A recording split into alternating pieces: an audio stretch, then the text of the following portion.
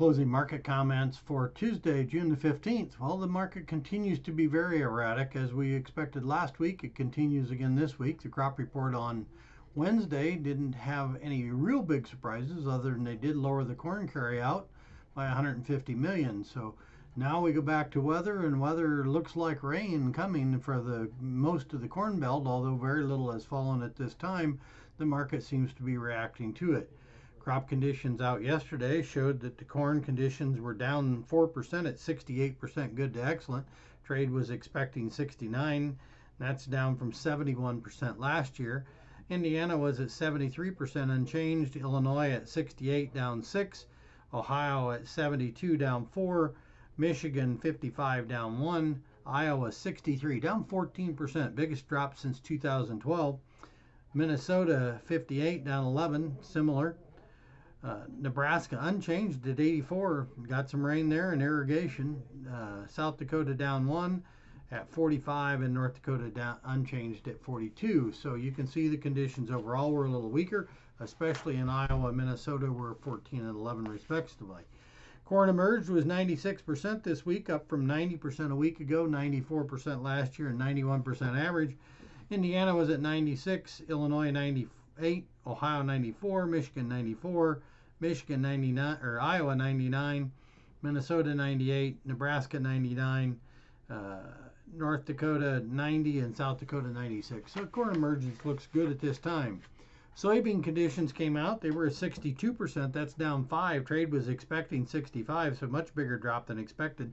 That's 10 points lower than last year. So again, very big drop, and really the market hasn't reacted to it. It seems like it's ignoring it because there's rain supposedly coming, and we'll talk a little more about that. Soybean conditions: Indiana 71 or 73 down 1, Ohio at 71 unchanged, Illinois at 63 down 10, Michigan 53 down 4, Iowa down 12 at 61, Minnesota down 9 at 61, Nebraska up 1 at 87, South Dakota unchanged at 45, and North Dakota down 1 at 24. So you can see conditions are getting a little weaker. Big drops again in Iowa and Minnesota, just like we saw in the corn. Soybean planting at 94% complete. That's up from 90 a week ago, 92% last year, and 88% average. A little surprised on some of the numbers because I think some of this has to be double crop beans. I know southern Indiana that would be the case, southern Illinois. Indiana at 96, Illinois at 95, Ohio at 95, Michigan 99, Iowa 99, Minnesota 100, Nebraska 100, South Dakota 97, and North Dakota 97. So good progress there. Soybean emergence 86%, up 10% for the week. That's up 7% over last year and 12% above average. Indiana at 88% emerged.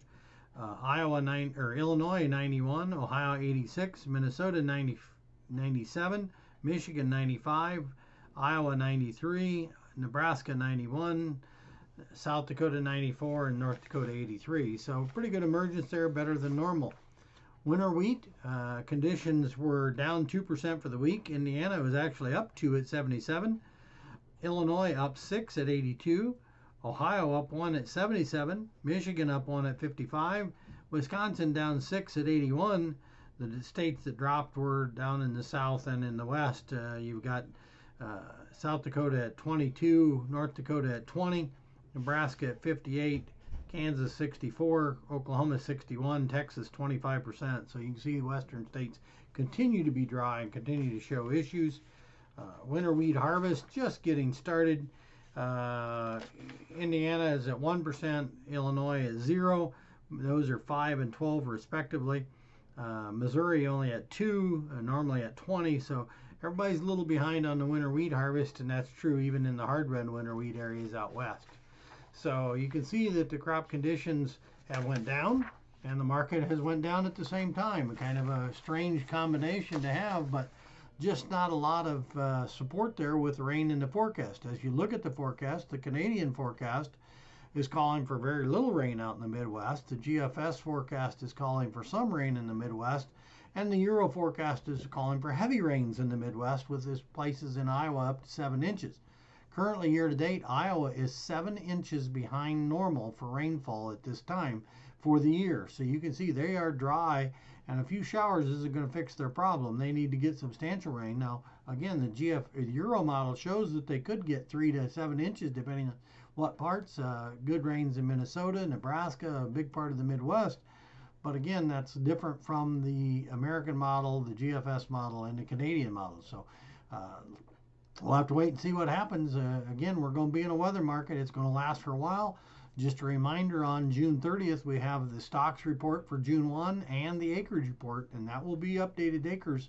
So that'll be the first actual acre numbers. Now, we've got IHS Informa talking 96 million acres of corn, 89 million plus on soybeans, where the USDA is at 94 and 88. So we'll have to see whether those acres come true or what acres we follow. All right, thanks for watching. Have a great week.